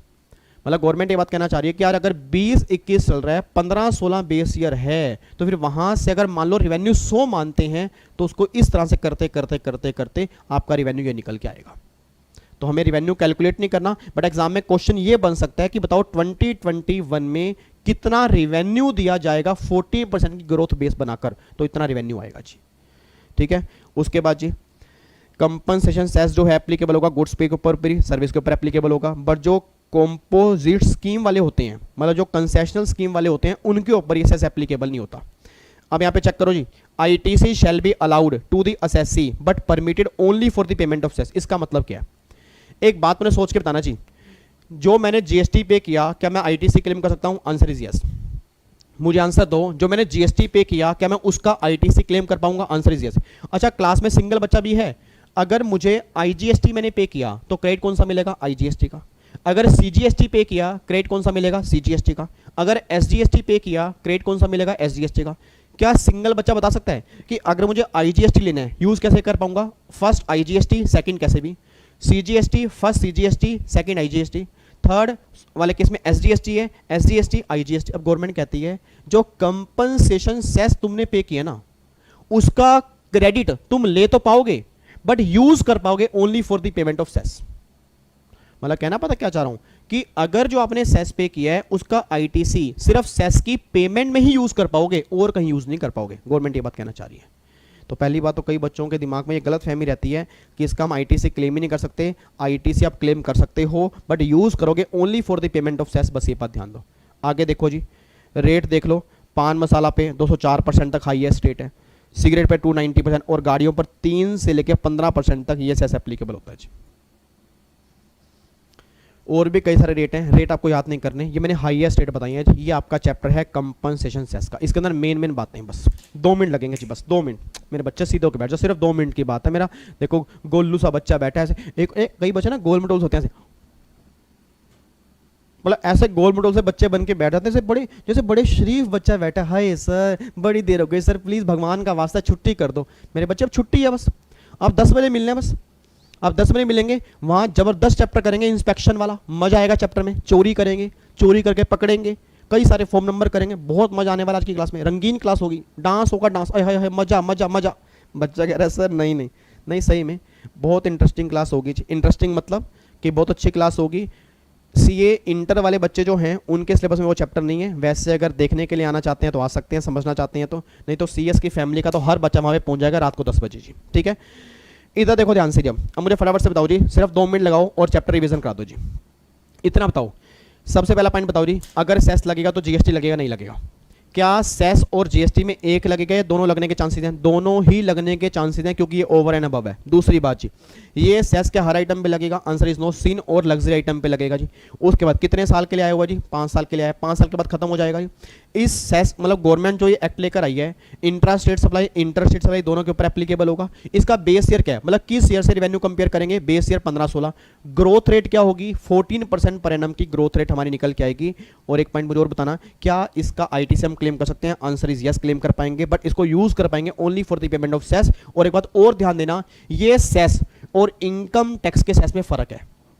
क्या फर्क है? इनकम टैक्स वाला सेस जो है वो टैक्स पे लगता है, मैंने पहले भी कहा था सर, मैंने पहले भी कहा था कि इनकम टैक्स वाला सेस जो है, जो हेल्थ एंड एजुकेशन सेस है, वो टैक्स के ऊपर एप्लीकेबल होता है। और ये वाला सेस जो है ये वैल्यू के ऊपर एप्लीकेबल होगा।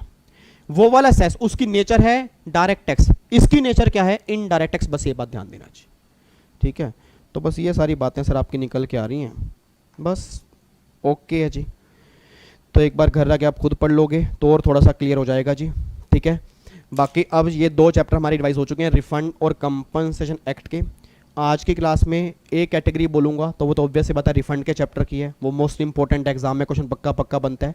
बी कैटेगरी बोलूंगा तो इस चैप्टर की है, इसमें से भी एक क्वेश्चन तो पक्का बनता है। रिफंड तो 200% बनेगा, इसमें चांसेस फिर भी कम हो सकते हैं जी। ठीक है, तो ये 2 चैप्टर हमने कंप्लीट किए और फाइनली अब जाके जीएसटी की रिवीजन क्लास नंबर 28 हमारी हो चुकी है। अब थोड़ी देर के बाद मुलाकात करेंगे रात को 10 बजे सेम चैनल पे लाइव टेलीकास्ट। लाइव टेलीकास्ट चलेगा इंस्पेक्शन सर्च एंड सीजर, कैसे इंस्पेक्ट करते हैं, कैसे सर्च करते हैं, कैसे सामान को सीज करते हैं, और डिमांड एंड रिकवरी, कैसे डिपार्टमेंट आपसे डिमांड करेगा, अगर आप डिमांड पूरी नहीं करोगे तो डिपार्टमेंट कैसे रिकवरी करेगा टैक्स की, वो सारी बातें आज हम रात को 10 बजे देखेंगे जी। ठीक है जी। उसके बाद बस एक चैप्टर मेन बचा होगा प्लेस ऑफ सप्लाई का जी। बाकी जीएसटी देख लो खत्म हो गया। लग रहा है इतने दिन हो गए जी, मतलब लगातार देख लो 28 दिन हो गए हैं, मतलब एक अलग ही परिवार बन गया सर। ठीक है चलो जी, 2-3 दिन की बातें हो रहे हैं, फिर अपना जीएसटी पूरा पैक हो जाएगा, फिर करेंगे एमसीक्यूज। ठीक है, तो तब तक के लिए अपना ध्यान रखो, अपनी फैमिली का ध्यान रखो, तंदुरुस्त रहो, चुस्त रहो, खुश रहो। अच्छी लगे तो वही ठोक देना, आग लगा दो, आग लगा दो सर लाइक के बटन को, और अगर नहीं लगे तो कुछ बच्चे जो काम करते हैं वो करो जी, और क्या मैं क्या बोलूँगा। ठीक है जी, बट यही कहूँगा कि हमेशा अच्छे इंसान बनने की कोशिश करो, और बस अप्रिशिएट करने वाले बनो सर, डिस्करेज करने वाले मत बनो। ठीक है, ओके जी, bye bye, take care, God bless you, जय Hind, love you so much जी, बाय बाय बाय बाय। शायरी रात को 10 बजे, शायरी रात को 10 बजे सुनाऊंगा, बहुत ज़बरदस्त शायरी सुनाऊंगा सर, टेंशन मत लेना जी। ठीक है, मिलता हूँ रात को 10 बजे लाइव इसी सेम चैनल पे। बाय बाय, टेक केयर जी, गॉड ब्लेस यू।